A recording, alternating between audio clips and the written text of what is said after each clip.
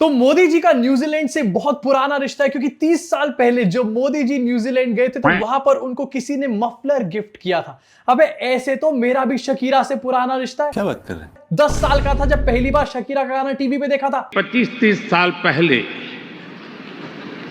जब मैं किसी सरकार में भी हिस्सा नहीं था, सार्वजनिक जीवन में मुझे कोई जानता नहीं था, तब भी मुझे यहाँ न्यूजीलैंड आने का अवसर मिला था। और उस समय मुझे किसी ने गिफ्ट में 3 चीजें दी थी जो मैं वापस इंडिया लेकर के गया था। एक, ये मफलर।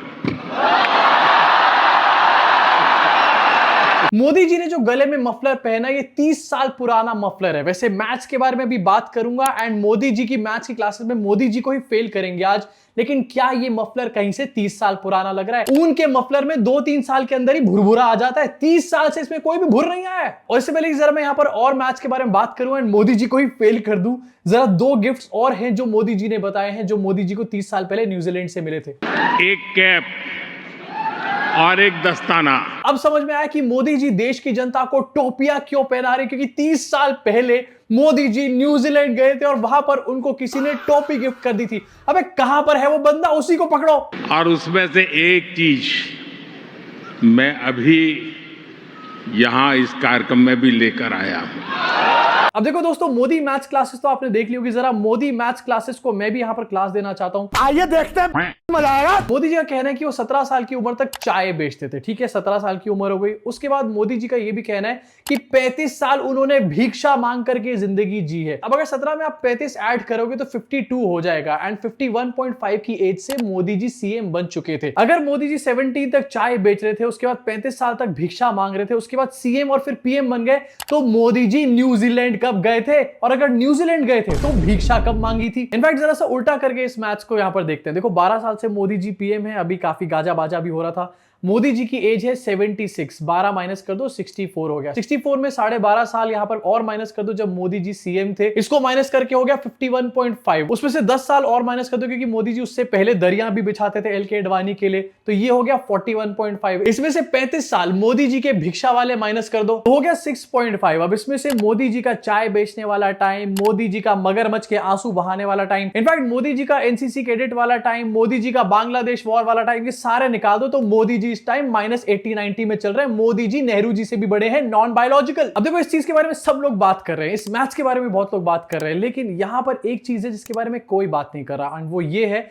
सरकार के 2 ऐसे स्टेटमेंट जो आपको ये बताते हैं कि एक्चुअली में कांग्रेस की सरकार बीजेपी से बेटर थी। एंड इसमें से एक तो मैंने आपको यहां पर सुनवा दिया। मोदी जी वो कह रहे हैं कि उन्होंने 35 साल भिक्षा मांगी है, यानी कि पॉलिटिक्स से पहले वो भिक्षा मांगते थे, और अभी वो बता रहे हैं कि 30 साल पहले वो न्यूजीलैंड जाकर के आए थे। तो पहला स्टेटमेंट अगर मोदी जी की बात यहां पर मान लो, तो क्या कांग्रेस के एरा में एक आदमी जो भिक्षा मांगकर जिंदगी जीता था वो भी न्यूजीलैंड जा पाता था? क्योंकि आज तो ऐसा क्लियरली नहीं हो रहा। अब देखो, ऐसा हो सकता है कि 30 साल पहले मोदी जी न्यूजीलैंड गए और वहां पर उनको सच में किसी ने मफलर और टोपी गिफ्ट करी हो, एंड इस बात से हमारे को कोई प्रॉब्लम नहीं है। लेकिन प्रॉब्लम है उन झूठे नैरेटिव से जो यहां पर सेट करे जाते हैं। मोदी जी कहते हैं कि मैं गरीब था, मेरी मां बर्तन मांजती थी। अगर आपकी मां बर्तन मांजती थी और आप भिक्षा मांगते थे तो न्यूजीलैंड कैसे जाते थे? एंड ये प्रॉब्लम और ज्यादा इंटेंसिफाई इसलिए हो जाती है क्योंकि इन झूठों को लेकर पूरे देश में व्हाट्सएप पे गोदी मीडिया के थ्रू नैरेटिव सेट किए जाते हैं। लोगों को कन्विंस किया जाता है कि तुम अपोजिशन को वोट इसलिए मत दो क्योंकि वो तो शुरू से अमीर थे, मैं शुरू से गरीब था, जबकि ये शुरू से गरीब थे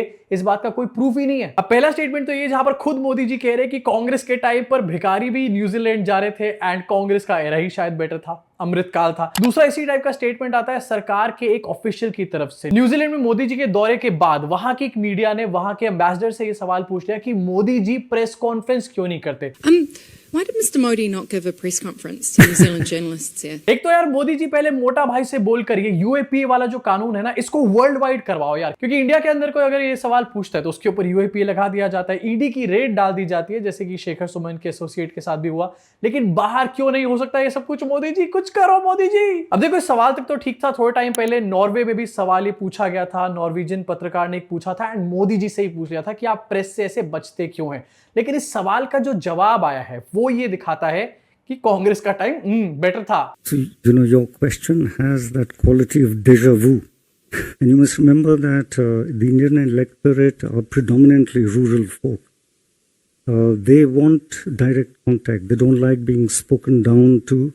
They don't like being spoken to through. अरे अंकल, सवाल में तो आपको डेजा वू नजर आया था, लेकिन जवाब में मुझे डेजा चू नजर आ रहा है। यहां पर अंकल का यहां पर यह कहना है कि मोदी जी प्रेस कॉन्फ्रेंस इसलिए नहीं करते क्योंकि इंडिया का ज्यादातर पॉपुलेशन जो है वो रूरल पॉपुलेशन है। अब देखो, पहली बात तो इन अंकल के लिए तालियां हो जानी चाहिए, पहली बार घुटनों पे जोर देकर कोई नया आंसर यहां पर निकाल कर लेकर आए, क्योंकि मोदी जी का स्क्रिप्ट राइटर तो ऐसा कुछ कर नहीं पा रहा था। एंड दूसरी चीज यहां पर है कि मोदी जी 12 साल से पीएम बन चुके हैं, इंडिया में ज्यादातर लोग रूरल हैं, एंड फिर भी प्रेस कॉन्फ्रेंसेस नहीं समझते। हमारे देश में रूरल पॉपुलेशन है, बुरी बात नहीं है, लेकिन रूरल पॉपुलेशन एजुकेटेड नहीं है कि वो प्रेस कॉन्फ्रेंस समझ पाए। This clearly exposes Modi government. And Modi ji का स्टेटमेंट और ये स्टेटमेंट अगर आप साथ में रख करके देखो तो ये दोनों स्टेटमेंट आपको बताते हैं कि कांग्रेस का एरा एक्चुअली में बीजेपी के एरा से बेटर था। मैं कुछ नहीं कह रहा, ये लोग खुद कह रहे हैं यहां पे। अब देखो, सरकार की बहानेबाजियों में ये चीज तो निकल के क्लियर हो रही है कि एक्चुअली में कौन सा टाइम बेटर था, या फिर शायद मोदी जी का टाइम उतना भी अच्छा नहीं है जितना अच्छा दिखाया जा रहा है। लेकिन इससे ज्यादा बड़ी एक और चीज एक्सपोज हो रही है, और वो है मोदी जी की image,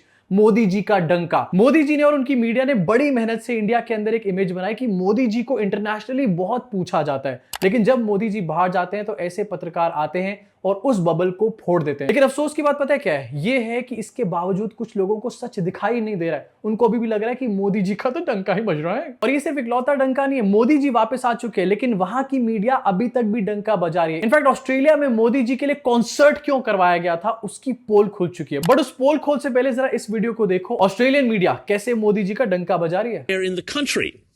Now, before I go any further, I want to make sure that we're all very clear here. I don't want to be misunderstood.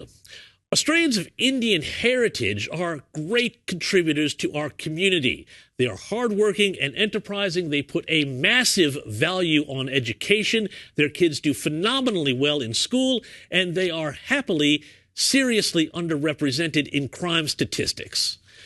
But that said, does anybody else find it a little weird that our Australian Prime Minister hosted a political rally for a foreign leader on Australian soil? Particularly someone like Modi, who is frankly... ये news देखकर अमीश देवगन की छाती पर कितने सांप डोले होंगे आप इसका अंदाजा भी नहीं लगा सकते हो। लेकिन मोदी जी की इस रैली को किस तरीके से एक्सपोज किया जा रहा है, एंड ये भी कहा जा रहा है कि हम इंडियंस के अगेंस्ट नहीं है, इंडियंस एक्सेप्शनली बहुत अच्छा कर रहे हैं ऑस्ट्रेलिया में, लेकिन मोदी जी के लिए जो रैली ऑर्गेनाइज करी गई ये काफी ज्यादा वियर्ड लगता है वहां की मीडिया को। डंका नहीं बज रहा, मोदी जी कुछ करो मोदी जी। बड़ा मैं आपको दिखाना चाहता हूं the real reason behind this concert, and भाई काफी बेइज्जती हो रही है। मोदी जी मत जाना यार अगली बार, इससे तो अच्छा। स्काई न्यूज की एक और एंकर है जो यहां पर बता रही है कि टैक्स पेयर फंडेड इसलिए ये पॉलिटिकल इवेंट किया गया था क्योंकि वहां पर इलेक्शन होने वाला है। The boss. Now, this is not diplomacy. It's politics. And it's at the expense of the taxpayer and at the expense of a monoculture. Victorian taxpayers will foot a substantial share of the Modi Mania Marvel event. Diversity is our strength, of course, especially when there is a Victorian election coming up and the state is home to Australia's largest Indian-born population at around 260,000 residents. Would you ever see such a reception for Donald Trump if he was to visit Australia? Would Albo dare to hold Trump's hand or hug him like this on stage, put on a massive event with colour, the drums, and then bill the taxpayer for it? Of course not. The left would have a meltdown over the prospect of Trump being given such a reception on the taxpayer dime. Victoria में election होने वाला है। Victoria actually में Australia की एक state है, and वहां पर इंडियंस की 2.25 लाख से भी ज्यादा की आबादी रहती है, एंड इसीलिए वहां के टैक्स पेयर के पैसे पर मोदी जी के लिए ऐसा कॉन्सर्ट किया जा रहा था जिससे कि वहां का इंडियन डायस्पोरा खुश हो, एंड मोदी जी जिसको सपोर्ट करने गए थे उस कैंडिडेट को वोट कर आए। ये सेम चीज है जो मोदी जी ट्रंप के लिए भी कर चुके हैं, वोट मांगना। उसके बाद ट्रंप ने क्या किया था, कहीं यहां पर भी वही सेम चीज ना हो जाए, अच्छे दिन की जगह एक और टैरिफ लोडिंग हो जाएगा यहां पे। Is it just me or is something a bit odd about the Indian Prime Minister welcoming us to our own country in a country he is visiting?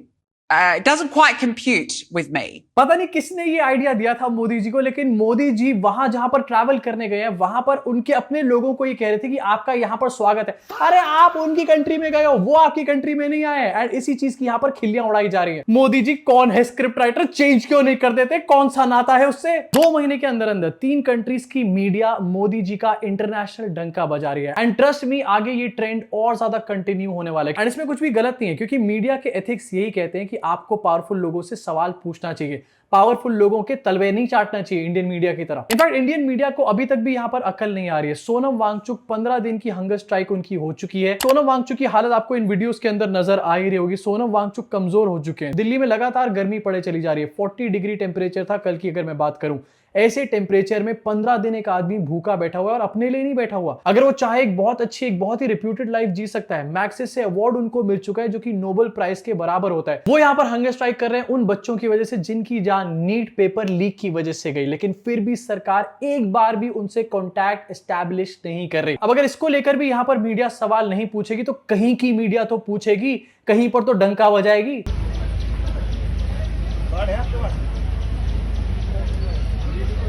वैसे तो मीडिया वाले यहां पर कुत्तों से भी बहुत कंसर्न हो जाते हैं, लेकिन यहां पर एक जेन्युइन, एक लिजिट आदमी, एक साइंटिस्ट बैठा हुआ है जिसको इतना बड़ा अवार्ड मिल चुका है, जो देश के लिए इतने सारे कंट्रीब्यूशंस कर चुका है, उसके बारे में जरा सी भी डिस्कशन यहां पर करने की हिम्मत नहीं है। इतने फट्टू हैं ये लोग। सोनम वांगचुक मेंटली बहुत ज्यादा स्ट्रांग है इस पूरी सिचुएशन में। एंड 20 जुलाई को पार्लियामेंट मार्च करने की भी यहां पर बात कर रहे हैं, लेकिन उनकी टीम के लोग बता रहे हैं कि उनकी तबीयत बहुत ज्यादा खराब है, उनकी सिचुएशन बहुत ज्यादा सीरियस है। एंड जरा एक बार सोचो कितने ढीठ होंगे बीजेपी के लीडर्स की, इतने बच्चों की जान जा चुकी है, उसके ऊपर एक बंदा हंगर स्ट्राइक कर रहा है, उसकी भी हालत खराब है, तो उससे बात नहीं कर सकते ये लोग। इसके साथ आगे बढ़ना चाहता हूं। कल सोशल मीडिया पे एक और मैटर बहुत ट्रेंड किया। सौरव जोशी ने इथेनॉल के इशू के ऊपर बात करी एंड गाड़ी के इंजन के अंदर आग लगे ना लगे, लेकिन भक्तों के पिछवाड़े में इसको देखकर लग चुकी है। लेकिन एक प्रॉब्लम तो आ गई है गाइस, गाड़ी माइलेज नहीं दे रही है भाई। पहले अच्छी खासी माइलेज देती 15-16 की, अब देखो 9 की दिखा रही है। और मैंने कल ही पेट्रोल भरवाया था और इतना पेट्रोल कम भी हो गया। माइलेज तो नहीं दे रही है भाई, कहीं और दिक्कत ना आ जाए बस। गाइस इतना बुरा लग रहा है ना, कल मैंने आपको दिखाया था हमारी गाड़ी की माइलेज हो गई थी 17 से सीधा 9 पे, और आज पता कितनी हो गई है? आज हो गई 5 की भाई। ये देखो 5 की माइलेज दिखा रहा है भाई। ये क्या हो गया इथेनॉल की वजह से यार?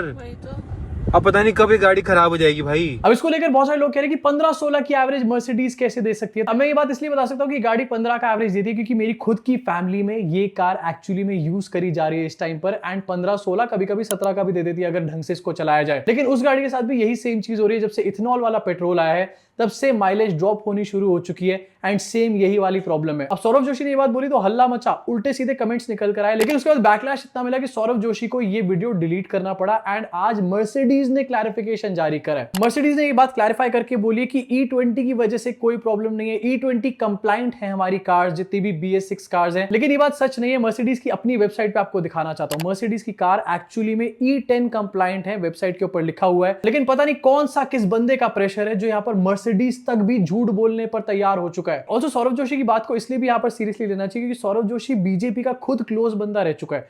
सौरव जोशी की शादी में पुष्कर सिंह धामी आए थे जो कि उत्तराखंड के सीएम है बीजेपी के। एंड सौरव जोशी के साथ एक प्लांटेशन ड्राइव भी इन्होंने यहां पर करी थी। 1000 पेड़ लगाने का काम किया था। उस टाइम पर भक्तों को सौरव जोशी बहुत पसंद आ रहा था। आज ये कह रहे हैं कि ये एंटी नेशनल हो चुका है। अब इससे क्लियरली बात समझ में आती है कि चाहे E20 से जितनी भी गाड़ियां खराब हो जाए, मिडिल क्लास तो मिडिल क्लास, अमीरों को भी जितना फर्क पड़ जाए, ये E20 को रोल बैक नहीं करने वाले। RIP योर कार का इंजन। बट इमेजिन करो सिस्टम में बैठे हुए लोग कितने पैसे के भूखे हैं कि जनता इतने बड़े लॉस पे यहां पर खड़ी हुई है, लेकिन फिर भी सिस्टम को कोई फर्क नहीं पड़ रहा। इसी के साथ जाते जाते आपको एक और न्यूज दिखाना चाहता हूं। एंड कुछ साल पहले ना ऐसी चीजों को करप्शन कहा जाता था। लाडकी बहन स्कीम में CAG ने कहा है कि एक्सेस में पैसा यहां पर खर्च किया गया और कितना 3541 करोड़ रुपए ज्यादा खर्च किया गया, जिसकी कोई अकाउंटेबिलिटी यहां पर ये लोग नहीं दे पा रहे। लाडकी बहन योजना वही स्कीम है जिसके बेसिस पे महाराष्ट्र में इलेक्शन जीते गए थे और इसको कहा जा रहा था कि मोदी जी की फ्लैगशिप स्कीम है। मोदी जी ने माताओं बहनों के लिए कितना बड़ा काम कर दिया, इतना बड़ा काम कर दिया कि उसमें इतना बड़ा घोटाला भी यहां पर हो चुका है।